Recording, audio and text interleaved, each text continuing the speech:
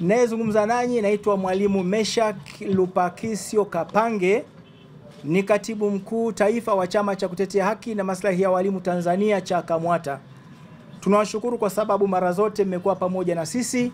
Hatukuwepo hewani, hii tunatokea ni mara ya pili baada kutoka kifungoni. Tulikuwa kifungoni kwa muda wa miaka 6 na miezi miwili. Katika miaka 6 na miezi miwili yako mambo mengi ambayo tulikuwa tunashughulikia hayakupata mwafaka, alilala, lakini yako mambo mengine yameibuka. Tumeita leo ili tuweze kuzungumzia jambo ambalo kila Mtanzania analijua na analizungumza, lakini tulizungumze katika muktadha wa wafanyakazi, specifically walimu.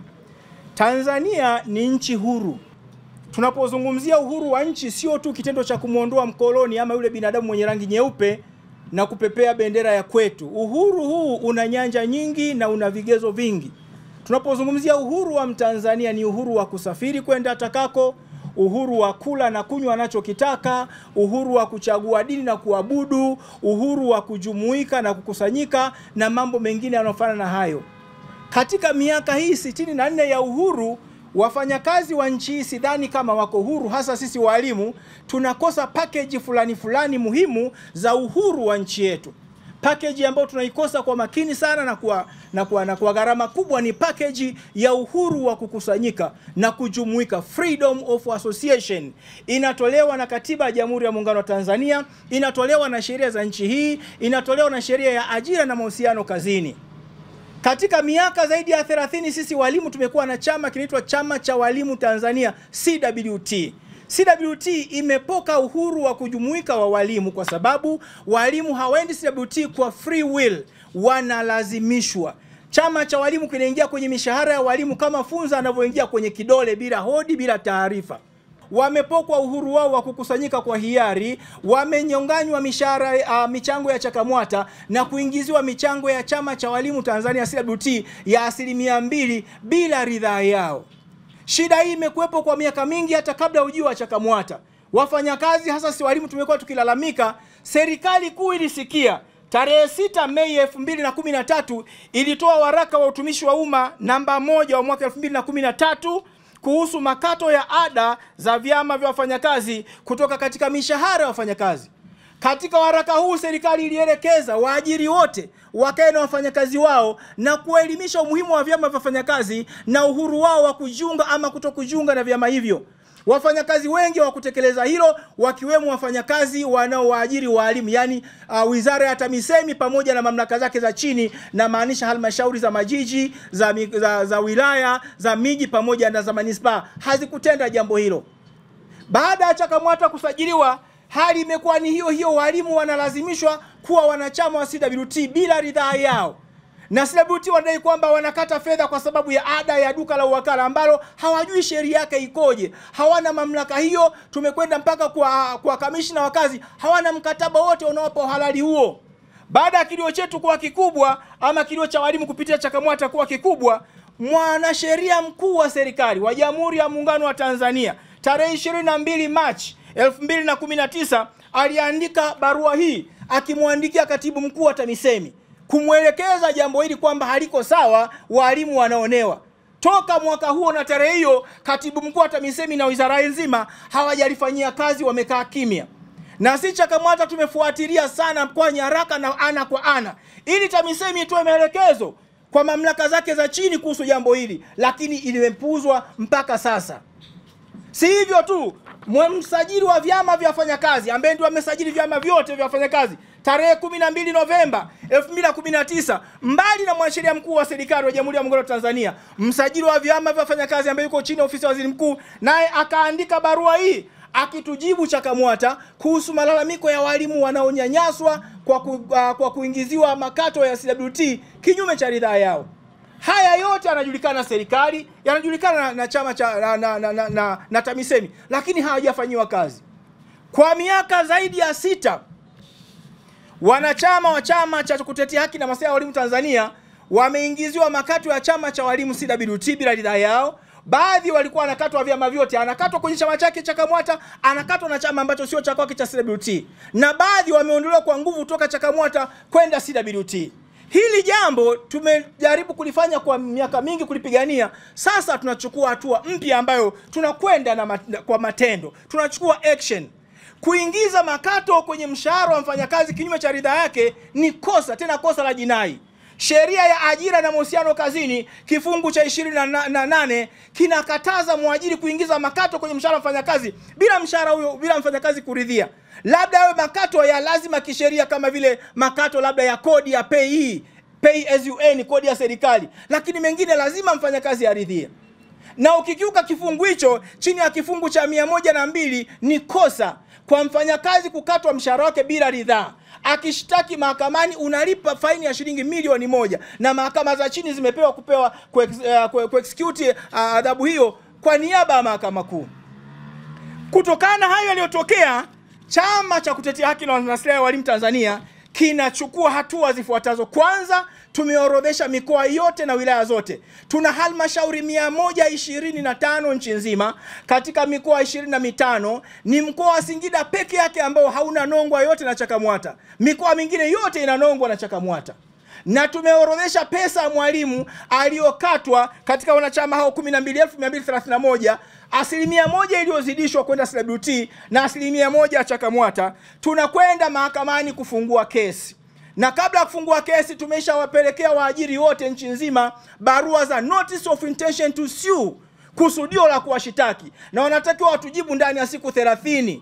Na tunawadai jumla ya shilingi bilioni 12,326,960,571 na senti 90. Hizi fedha natakiwa kulipa CWT, na watashirikiana na hao waajiri kwa sababu wanaingia kwenye mshahara ni mwajiri alafu anampelekea CWT. Miongozo ya serikali kuu iko wazi. Tuna serikali ngapi Tanzania? Kwa nini serikali kuu itoe maelekezo alafu TAMISEMI ikiuka maelekezo? Halmashauri zikiuka maelekezo. Kama mwanasheria mkuu wa serikali ametoa mwelekeo, solicitors wa halmashauri wanaweza kumkaidi. Ndio maana nchi haiendelee, kwa sababu kuna indiscipline kwenye mifumo yetu ya utawala na mifumo yetu ya uongozi. Kuifanya serikali yetu ipate mafanikio ni kila mmoja achukua jukumu, na sisi tunachukua jukumu kama CHAKAMWATA ili kuipa serikali kuu mafanikio. Inafanya vitu vizuri, mamlaka za chini zinakaidi. Sisi walaji wa bidhaa za huduma za serikali tunalaumu, wakati mwingine hatumjua kumlaumu. This time tumemtambua, ni CWT na wakurugenzi wa halmashauri na maafisa utumishi wa halmashauri ndio wanaofanya haya mambo. Na katika hili deni wakichelewa kusitisha, kila mwezi litakuwa linaongezeka kwa shilingi milioni 222,332,566 na senti 20. Kila mwezi itakuwa linaongezeka. Kuanzia hivi ninavyoongea, wasipositisha kila mwezi litakuwa namna hiyo.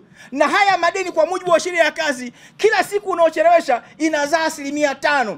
Bilioni 12.5 ya kila siku ya Mungu kwa mwezi ni shilingi ngapi? Kwa miaka yote ni shilingi ngapi? Tunataka hii tabia ya kuvamia mishahara wafanyakazi hasa walimu ikome. Kazi ni mali ya mwajiri, lakini mshahara ni mali ya mtumishi.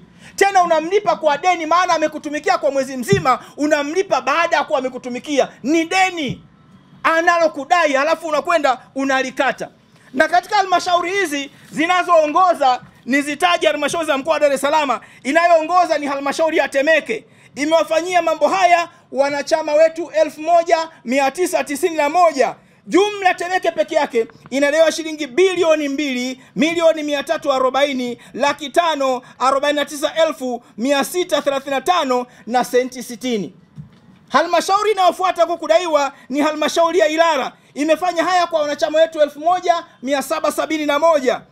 Na tunaidai shilingi bilioni 2,027,840,319 na senti 80. Hayo ni wilaya kwa uchache tu. Na kila mwezi deni hili linaongezeka kwa kila halmashauri peke yake. Jumla kwa mwezi kwa nchi nzima milioni 222 na ushe. Majina anaitwa Mwalimu Yesaya T. King Homera kutokea CHAKAMWATA makao makuu. Utofauti wa CHAKAMWATA na CWT ni mmoja tu. Cha kwanza, CHAKAMWATA sisi tunakata 1% ya mshahara wa mwalimu, lakini CWT inakata 2% ya mshahara wa mtumishi. Hiyo ni tofauti ya kwanza. Lakini tofauti ya pili, CHAKAMWATA mwalimu anapopata matatizo yanayohusiana na kazi yake, hususan kwenye masuala ya kisheria, CHAKAMWATA wako active sana.